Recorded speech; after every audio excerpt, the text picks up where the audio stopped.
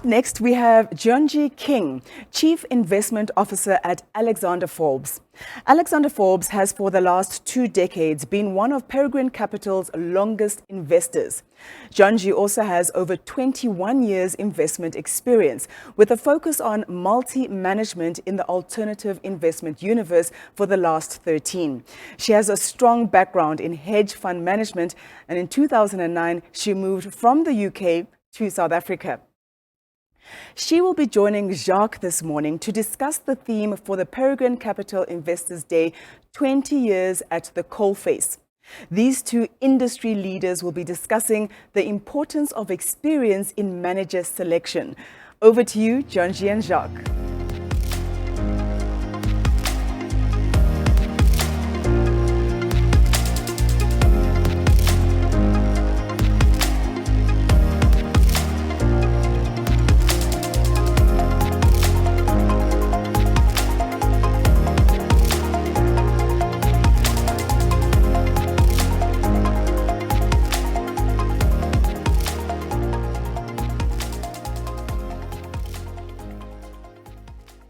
Gyongyi, thank you so much for joining us today. And we thought it would be really great and insightful to get some of your perspectives on the trends currently in the asset management industry, and especially how you pick investment managers and partners at Alexander Forbes Investments. So first up, maybe to start, tell us a bit about yourself, tell us something we didn't know, and also tell us how you got involved with asset management and hedge funds. Thanks for having me today. It's a great pleasure to be here. Something you don't know, and something I often get asked in my life, is about my name. So probably a lot of people watching this are wondering, Gyongyi, where does it come from and what does it mean?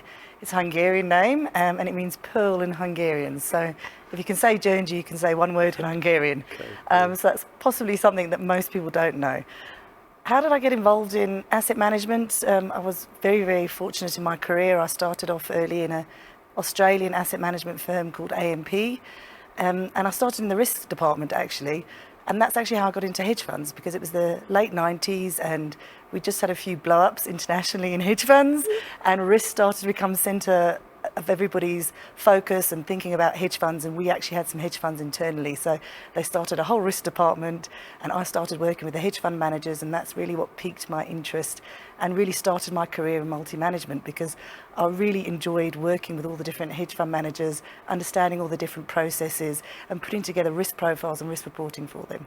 So that's how I got started in asset management. From there I moved to multi-management, and I guess the rest, as they say, is history. Okay, brilliant. And look, I mean, I think you've come a long way, and now at the helm of investments, Alexander Forbes, part of the investment committee. I mean, maybe tell us a bit about what you oversee currently in assets, the type of assets, the size of assets that Alexander Forbes Investments manages. Again, very, very fortunate to be able to look after Alexander Forbes and our clients, but also very fortunate to be exposed to every single asset class, both locally and globally.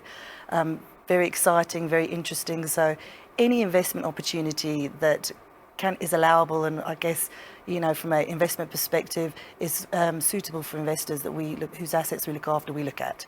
So we have a strategic partner, Mercer, and that's how we really get access to our global investments. And in South Africa, we do all our own research. We research all the asset managers in South Africa, understand all their strategies. So if I can say that we look at every single asset class, it really isn't an overstatement.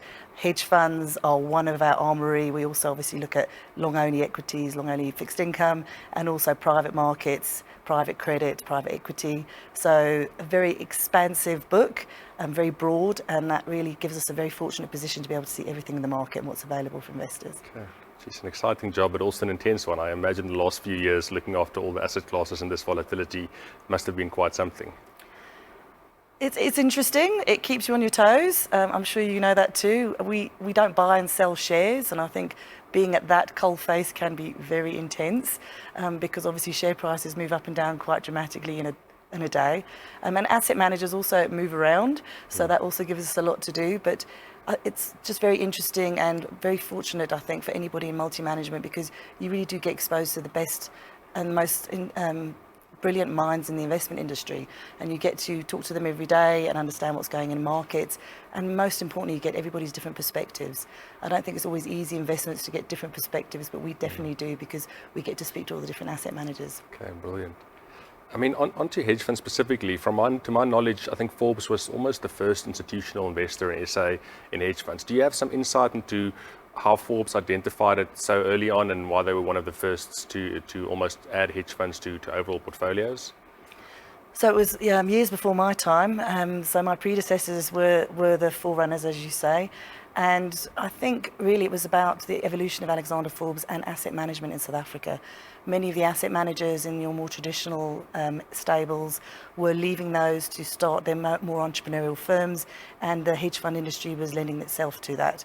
And the Alexander Forbes team at the time were really following their best investment professionals that had been invested with for years. Not to name any names, but certain individuals left very big houses and then started their own firms like Peregrine, and the investors really followed with. And it was a cottage industry, and some could say it's still an emerging industry today, 20 odd years later. But in that cottage industry, it was really around following investment expertise and also following an evolving opportunity set, and investors in South Africa always need that. We have a local market that you could say we need a lot of diversification because a lot of our assets are concentrated in this market, and hedge funds was giving a different investment opportunity. Look, I think it was certainly an insightful move from Forbes, and very few investors are willing to take the first step into something, because it's easier to be a follower than to be the leader and do something first. So I think lots of credit to Forbes to do that, and I believe you've got many other asset classes in your portfolio, I'm sure many of which you were also early in adopting, and I think that's part of what's made Alexander Forbes Investments unique, I think. I mean, for me, one of the key skill sets in a multi-manager has always been how you use all the different building blocks to put together the best possible portfolios. So maybe give us some insight into what you think hedge funds bring to that mix and how it fits into your overall building blocks to construct portfolios for clients. Interesting question. Actually, very difficult because the old ways of modelling things with track records and looking at equity market performance for the last 50 years and volatility, those techniques don't necessarily work with newer asset classes like hedge funds that don't necessarily have long track records or very traditional metrics to measure them by and combine them with. So it is a bit of a subjective overlay. So that's the first thing I'll say is you really have to think about the overall portfolio and your investment portfolio and what are you trying to achieve and what are the tools you have to achieve it. And I think in hedge funds bring a very unique characteristic to portfolios. They don't necessarily depend on markets going up. Most investments need the general market to be rising to actually generate a return. Hedge funds don't necessarily need that, and that's a very unique characteristic. And it's something that most investors should be trying to access, because we do know that markets don't always go up. In fact, we had a lesson in that in the first quarter of 2020 when they went down quite dramatically, and your hedge fund investments in that environment actually protected capital. And one of our pillars in our investment strategies is if we can protect capital when markets go down, then we are building off a higher base. So if you follow markets down, obviously you can then generate the returns as the markets go up. But if you can protect capital when that market goes down, you've obviously got a higher base from which to grow from. And that's what we're trying to achieve for investors, and hedge funds really do bring that characteristic to portfolios. Okay, interesting. And I mean, one of the interesting things I've picked up is that hedge funds, or alternatives more broadly, is a much bigger part of allocations in countries like the US, if you look at charitable endowments or university endowments. And I believe, again, Forbes is kind of leading the charge there in SA. What do you think is that broader trend for alternatives in South Africa? Do you think we follow what we've seen in countries like the US with alternatives as a percentage of overall assets? It's an interesting question. If we take the US, for instance, let's concentrate on hedge funds, because obviously we're talking about this today. Hedge fund investors, for instance, investments in the US started with private individuals and then moved to institutions. In South Africa, it's actually been the other way around. Most hedge funds were started with institutional investors and then moving towards the private sector. So that's an interesting dynamic here in South Africa. I think more broadly, we have to accept that, regulation, particularly from an institution, which is where my perspective, regulation does dictate how much you can put in alternative asset classes like hedge funds. So we do have a limit. I'm not sure I'd put 100% in any asset class anyway. I believe in diversification, but we are constrained by regulation. So that's number one. But number two, I do think there's perhaps a misconception about hedge funds. It's perpetuated by certain big high-profile failures in the US, but we are heavily regulated in South Africa. In fact, hedge funds are more regulated than many other areas of investment, so like cryptocurrencies, for instance. So hedge funds are actually highly regulated and actually overseen by your unit trusts. and the unit trust regulations. So from a perspective of risk, it's less risky than perhaps people perceive. And I think if we can just get the message out that when you see things on the headlines that are coming from the US, or like I say, some of these high profile areas where there have been big blowouts, that isn't really the profile of investment here in South Africa. And we also need a bigger opportunity set. And I say that because there are less listed equities today than there were 15 years ago. So as that equity market, the scope of it is decreasing, we need other opportunities, and hedge funds bring something different for investors' profiles. And I really think if we can also get that diversification message out, you'll probably see an uptick. I do think, though, that the general investor base in South Africa is not quite there yet with alternative investments, but I do think we need to do a better job about explaining exactly what they do for portfolios and do for investors' returns in the long run. Yeah, I mean, I very much agree with that point of yours of the number of listed companies in SA shrinking. And the way we always think about it internally is that's the reason why a boutique size is better, because it gives you more flexibility. There's more companies you can invest in. And also being able to go short and long is just a very nice additional tool set. If you're a big long only, maybe there's 120 or 150 companies you can invest in. For us, it's double that, because we can both go long and go short those companies. So at least we've got two times, and then obviously we've got these other tools which really help. I mean, Peregrine Capital and Alexander Forbes go very far back. You were our first institutional investor in Feb 2000 when you invested in two of our funds. So from your point of view, but not to put you on the spot, but I mean, could you maybe give us some insight into the partnership and what it's been like over the years? And also maybe link to that, what do you look for when picking a hedge fund manager to add to your portfolios? So from a multi-manager perspective, you're always partnering with asset managers, because we rely on the asset manager to deliver a certain profile so that we can deliver for our clients. It's a symbiotic relationship. Without them, we don't have the tools and the ability to deliver for clients. And I think from a perspective of choosing an asset manager, and I'll do this as broad, we have been invested in many managers over the years, the success factor is always different. We always look at numbers in asset management and investment business, and we talk about market prices, but essentially you are investing with people and processes. And it's about evaluating whether the process and the people are a good fit for the outcome that everyone's trying to achieve.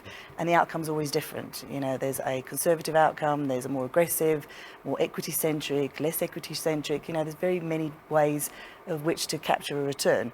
But the way it's being described and the processes and the people involved, do these really fit with the overall outcome that's trying to be achieved?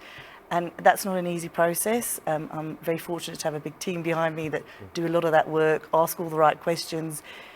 But essentially, it's about making sure that all those different pieces fit the puzzle, because the puzzle outcome is what we're after. And often there can be very good marketing message. And over many years of being investors globally, over many, many years of interviewing many, many asset managers globally, the message doesn't necessarily fit with what everyone's actually doing. And it's the processes that will actually get there to the investment outcome. So it's not necessarily an easy or a very straightforward response, but it really does involve a lot of subjective oversight and understanding how the people and the processes fit together. So Gyongyi, I mean, to that previous answer, I think it's an interesting challenge investors face. Having to decide how much weight to put on the track record only, and especially recent performance. I mean, it's almost human nature wants to invest with recent performance, versus how much time to spend on the process and looking where those returns really come from. And I think as a large and well-respected multi-manager, you've obviously got the team and the access to really look behind the returns. How do you kind of weigh process versus track record, and what are the kind of 3 or 4 key things you try to hone in on to help you decide whether a track record is sustainable? I'll try and keep my answer short, because we actually do a lot of work, obviously, in selecting the asset managers that we think are going to be successful in the future. But there are a few things that you look for, and I have to say that one of the triggers for investment for us is definitely not performance. Performance is cyclical, and performance does vary depending on the asset manager's style, their risk profile, and it could be that an asset manager hasn't necessarily had the returns of another, but the risk profile is totally suitable for portfolios. So looking at performance on its own can be very dangerous, and we always spend a lot of time talking to our clients about this. What you really need to think about is, does the investment manager have the success factors for the future? Do they have the process? Do they have something that's repeatable and sustainable? Is there an edge there that they can actually extract the returns from the market? Because, we often have this debate in investments about passive investments. So if you're looking at active management, you need to have something something that's sustainable where you can extract that extra return that you can't just get by buying an index. The second really is around, do they have the resources in which to achieve it? Trying to achieve some very broad global portfolio return with a very limited resource base is probably not very sustainable. It's probably not something that's going to be achievable even. So you really do need to have the right resources. And the third, one very big factor for us as a business when we're looking at investment businesses is the business. It's a business that you're running as well as trying to achieve investment returns. And often, if you haven't got the right business infrastructure, you don't have the right resources there, that can distract from trying to achieve the investment returns. So looking at the business and how it's run and all the available resources, and frankly, from when I started investments 20 plus years ago, I won't say how many, things like compliance are a very big strain on businesses. You need to have the right resources so that the investment managers can get on with making the investments and achieving the returns for clients. We look at a whole host of other things. I could spend probably the whole day talking about it, but those are some of the factors that we look at. And I think investment performance, don't get me wrong, is important. It's a demonstration of some success factor of all those processes that are put in place. But investment performance can be very volatile and cyclical. And that might be the right thing, actually, for the profile that you're looking for. So you need to look beyond it and make sure that all the factors are there for future success. I mean, I think that's a very insightful answer. And I mean, we really see it in our business. You can't just have a static business because things change. Both, let's say, the compliance point you mentioned, where you need to make sure you've got people to deal with that so the fund managers can invest and focus on the portfolio, but then also trends in markets. So you can have a core investment philosophy that underpins everything, but things change. The SA economy changes, the type of companies that succeeds changes. So I think on our side, you always need to find that balance between keeping to your core investment philosophy, but investing enough into new trends and new things so you pick up when things are going to change and you can position yourself for that. So I'd love to get your insight into what you think are the key current and future trends that's going to shape this SA asset management industry. Again, a subject we think about a lot. Obviously, as a multi-manager, we need to be ahead of those trends. You know, in South African asset management, you have seen an evolution. It started out very traditional, and you've seen an evolution into hedge funds. We've definitely seen an uptake in what we call private market investments. That has started to increase. A lot of the rhetoric, obviously, in South Africa around infrastructure investment lends itself to that growth. I think the asset management industry in South Africa is not unique and doesn't sit in a bubble. And I think we have some amazing investment professionals and talent that actually could be investing anywhere in the world and can compete anywhere in the world. So I think what we need to do is we do need to look at what's happening offshore. Some of those trends do, and you spoke about it earlier, some of those trends do come to South Africa. Lots of conversations we've had over the years over passive versus active. I don't think it's one or the other. I think it's both. I think you have some investors that go one way, but actually a combination of all of these things actually normally is a better option for investors. I do think we need to look at the US. Consolidation has been a big theme, very big theme in the US and in Europe, where asset managers have consolidated almost like power, and it's almost always that they've got the broadest range of investment products after that consolidation to be able to offer full solutions to investors. But there's also, always, when you look overseas, boutiques. So I think from an asset management perspective, we do need to keep an eye on the increase in private market investments. We do need to keep always an eye on regulation. And just my last comment there is regulation does tend to influence a lot about where directionality of a lot of these things. So things become more heavily regulated. You either get more investors in there or less. But also from a Reg 28 perspective, which obviously dictates pension funds, when those regulations change, that does dictate investment behaviour. Okay, fantastic. I mean, having been at the coalface of investments in SA for the last 20 years, having learned these lessons, having seen these trends, I think I'd love to hear whether you have like one single piece of advice or one golden rule around investments that you can leave us with. Wow. I'm not sure if I have one single piece of advice, or I've learned a lot. And I will say that over my many years of interacting with asset managers, the one thing I have learned is to always don't follow the trend blindly. You need to look up and look around and see, and evaluate for yourself. And when I've always interacted with asset managers, the one thing that's always been left behind for me for the more successful ones is they often have a very good way of interacting with other people to challenge their own investment opinions. Because I think if anybody had the perfect answer for investments, we wouldn't know about it because they'd be the billionaires of the world. But generally speaking, having that challenge, I think, is a big factor of success. Not necessarily saying no to the idea, but just challenging certain aspects so you can think a bit more broadly and you're not blindsided. It's not a very good piece of advice, but I think when you're thinking about your investments, that's also something to consider. Do you always stick with the same investments you've always had, or do you think about things like hedge funds that maybe you've never invested in before that might be a very good investment for you for the future? Okay, brilliant. I love that, and I think that debate and being open to challenge and being willing to debate things is such a key part of the process for us as well. And look, I think markets have a wonderful way of keeping you humble. The moment you think you've got the recipe, trends change and things change, and you've got to stay on top of that. Gyongyi, from my side, thank you so much. It's been a fantastic session. I'm sure our audience loved it, hearing from one of the largest and most experienced picker of managers in South Africa. I think it was great to get your insights, and thank you so much for joining us today. Thank you for having me. Thank you.